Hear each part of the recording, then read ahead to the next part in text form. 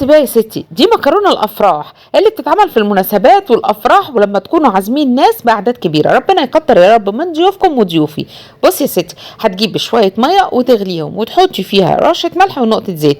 طبعا تقدري تضاعفي الكميه، يعني انا بديك على سبيل المثال بوريك الطريقه، وانت بقى تضاعفي الكميه حسب عدد الناس اللي جايلك. وسيبي المكرونه تتسلق في طاسه بقى فيها سمنه وزيت الاتنين مع بعض. هتنزلي ببصله مبشوره، هتدبل البصله، هتبداي تنزلي باللحمه المفرومه. اللحمه المفرومه يا سلام بقى لو تكون ملبسه شويه، لو مش ملبسه انا هقولك تعملي ايه. هنا انا مش هحط اي بهارات مبدئيا كده، ما تحطيش اي بهارات اول ما تنزلي باللحمه، وخاصه الملح، عشان لو حطيتش ملح هتلاقي اللحمه دي تعمل معاكي كتل. خلي الملح اخر حاجه. كمان في حاجه مهمه، حاولي ما تكتريش من البهارات، علشان في ناس كتيره مش بتحب طعم اللحمه يتغير بسبب البهارات. يعني كفايه ملح وفلفل اسمر، رشه قرفه. في ناس كمان مش بتحب القرفه. شوفي انت بتحبي ايه من البهارات، بس هنبقوا عازمين ناس يعني اللي الناس بتحبه فنعمله، فنخلينا خير الامور الوسط. يعني ملح وفلفل اسمر كفايه قوي، لان احنا عازمين ناس فمش عارفين مين بيحب ايه ومين ما بيحبش ايه، فنعمل اللي هو إيه يرضي الجميع. يبقى ملح وفلفل اسمر كفايه قوي. بصي بقى هنا ستي، انا ببشر فص توم. فص التوم ده حكايه بجد، يعني بيودي طعم وريحه العصاج في حته تانية. اللحمه بقى لو مش ملبسه معاكي، عايزين نخليلها شمخه كده وطعم وريحه حلوين، انا بجمد على طول اللي هي عندي في الفريزر. انا هنا بدات احط فلفل اسمر، وبجيب بقى حته اللي انا بقول لك على طول مجمده عندي اللي هي في الفريزر. ده اساسي، لازم تبقى موجوده عندك في الفريزر حته اللي لا غنى عنها. تعملي كفته، تعملي عصاج، تبشري بصي زي معلقه كده صغيره، معلقه الشاي الصغيره. صدقيني بقى طعم اللحمه ده بيبقى خطير. بظبط هنا الملح بتاعي، بس خدي بالك ما تحطيش ملح كتير علشان لسه هنحط ملح في مكونات تانية.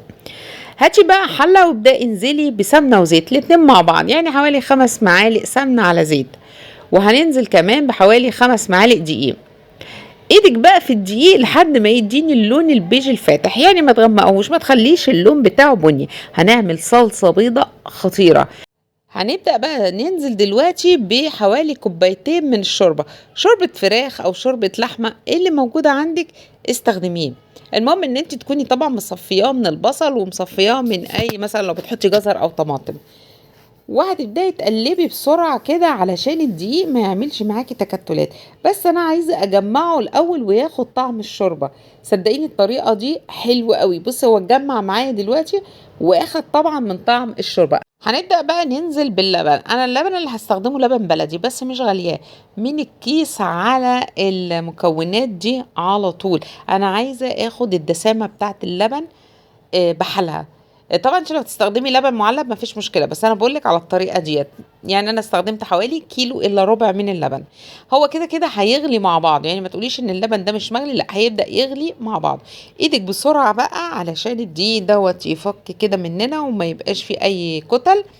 بالمضرب كده اليدوي. بصي معايا اهو تمام قوي كده. سيبيه بس كده دقيقتين يغلي على النار، يعني هوريكي شكله يبقى عامل ازاي. المكرونه معايا هنا اتسلقت، هبدا اصفي المكرونه بس مش هشطفها، انا عايزاها زي ما هي كده.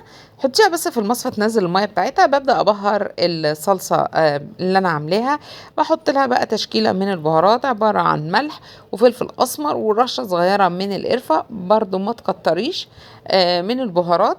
ممكن تقدري تحطي مكعب ماجي وتستغني عن اي بهارات انت عايزه تحطيها، او تحطي مثلا اللي هو المستحب زي ما قلت لك ملح وفلفل اسمر. شوفي بقى انت نظامك ايه في البهارات، ما اقدرش احكم عليكي في البهارات، لان في ناس بتحب طعم القرفه وفي ناس ما بتحبش طعم القرفه وفي ناس ما بتحبش طعم الزعتر. انا حطيت رشه صغيره من الزعتر. ممكن تلخصي كل الكلام ده كله بمكعب ماجي وتنهي القصه. باخد معلقتين من الصلصه وببدا اقلبها في المكرونه، معلقتين 3 كده علشان المكرونه تتشبع بالصلصه اللي انا عاملاها. بصي بقى التركه الجامده واللي هتريحك حتى لو ما عندكيش عزومه، والله هتعمليها. انا كنت فرحانه جدا ان انا ما كانش عندي مواعين النهارده واطباق كتير. تجيبي الاطباق الفويل وتبداي تحطي شويه صلصه بيضه في الارضيه، وبعد كده شويه مكرونه. ما تكتريش عشان احنا هنا بنستخدم اطباق فويل صغيره. طبعا الطبق ده يكفي فرد. حلو قوي كمان في العزومات والاعداد الكبيره ان انت ما بتضطريش تعملي صواني مكرونه وتبداي تقسميها وتقطعيها. كده كل واحد بياخد الطبق بتاعه قدامه وجميل جدا، يعني ما شاء الله الطبق بيكفي فرد حلو قوي. وطبعا ممكن تعملي بزيادة وبتحطي اطباق بزيادة على السفرة بتاعتك علشان لو حد حب ياخد طبق تاني. عايزة تكبّري الطبق أكتر من كده، بس علشان ما يتاكلش منه ويتساب، يعني بالنسبة للعزومات الأكل اللي بيتبقى بيترمى، يعني ما حدش هياكل من طبق متاكل منه وفيه مثلًا قطع لحمة متسابة والكلام ده كله، فحاولي بتعملي على القد وبتحطي أطباق جانبية زيادة بحيث لو حد حب يزوّد يبقى ما فيش مشكلة. بدأت أحُط الطبقة التانية من المكرونة، طبعًا بعد ما حطيت اللحمة المفرومة في النُص، وحطيت الطبقة التانية من المكرونة، وبعد كده الطبقة الأخيرة بدأت أحُط الصلصة، باسويها كده زي ما أنتِ شايفة. وهابدأ كمان أحُط بقى هنا مش هاحُط جبنة موتزاريلا، لأ أنا هاحُط جبنة رومي أو جبنة شيدر، خلّينا في الجبنة الرومي. الجبنة الرومي طعمها بيبقى حلو أوي، وبتدّي لون حلو أوي، أوي للطواجن بعد ما بتطلع من الفرن، هتشوفيها معايا دلوقتي.